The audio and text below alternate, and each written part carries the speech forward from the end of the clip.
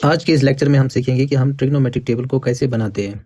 तो उसके लिए हम क्या करेंगे, यहाँ पे पहले हम एंगल ए लेंगे और यहाँ पे हम स्पेसिफिक एंगल्स पढ़ रहे हैं तो 0 डिग्री होगा, फिर होगा 30 डिग्री, फिर उसके बाद होगा 45, फिर होगा 60 और फिर होगा 90 डिग्री।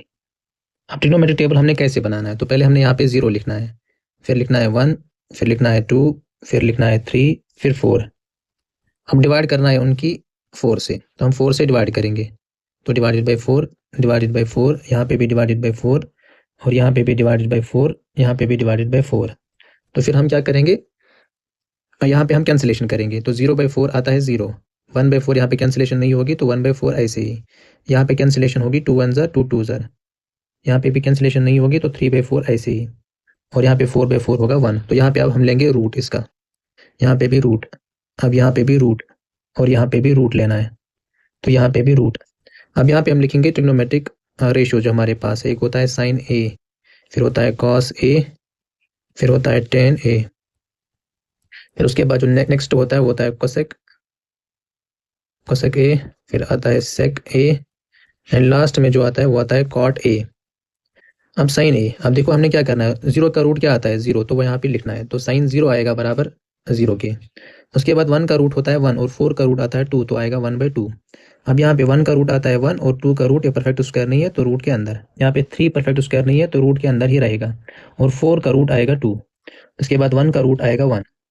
अब इसी को हमने उल्टा लिखना है, पहले यहाँ पे 1 लिखना है, फिर लिखना है ये √3/2, फिर उसके बाद ये वाला 1/√2, फिर उसके बाद लिखना है 1/2 और फिर उसके बाद 0।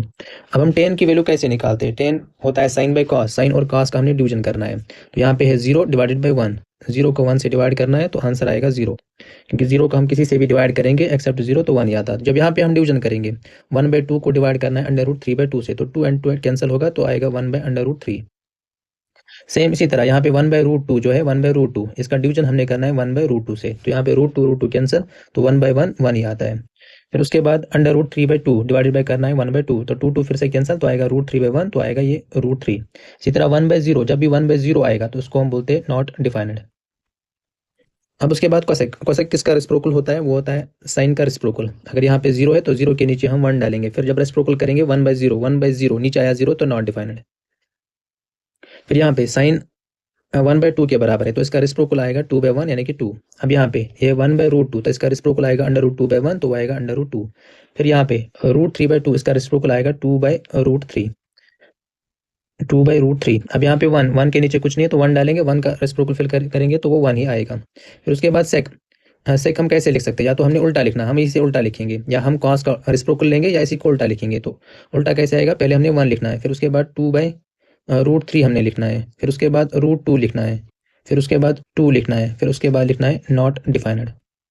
अब उसके बाद हमने कॉट लिखना है। अब कॉट को हम कैसे लिख सकते हैं, कॉट को भी हम 2 तरीकों से लिख सकते हैं, या तो हमने करना है इसका रेसिप्रोकल लिखना है टेन का, जो टेन का उल्टा है उसी को हम करेंगे, और या हमने जो ये लाइन लिखेंगे इसी को फिर से उल्टा लिखेंगे, या अगर हमने उल्टा किया तो यहाँ पे आएगा नॉट डिफाइंड, पहले नॉट डिफाइंड, तो फिर उसके बाद आएगा √3, इसी लाइन को उल्टा लिखेंगे, फिर उसके बाद आएगा 1, फिर उसके बाद आएगा 1 डिवाइडेड बाई √3, तो उसके बाद आएगा नेक्स्ट 0। तो ऐसे हम ट्रिग्नोमेट्रिक टेबल को डिजाइन कर सकते हैं, या अगर आपने ऐसा नहीं किया तो हम कॉस का डिवीजन साइन से भी कर सकते हैं। जैसे यहाँ पे 1/0 तो नीचे आया 0 नॉट डिफाइंड, यहाँ पे √3/2 का डिवीजन करना है 1/2 से, 2 कैंसिल तो आया √3/1 वो आएगा √3। इसी तरह यहाँ से 1/√2 कॉस का डिवीजन इससे करना है, तो पहले 1/√2 लिखना है, फिर उसके बाद 1/√2, √2 कैंसिल 1/1 आएगा 1, तो नेक्स्ट उसके बाद करना है 1/√2 का डिवीजन करना है √3 डिवाइडेड बाई 2 से, तो 2 कैंसिल तो आएगा 1/√3। इसी तरह यहाँ पे जो 0/1 आएगा 0/1 आएगा 0। तो इस तरह से हम ट्रिग्नोमेट्रिक टेबल को डिजाइन कर सकते हैं।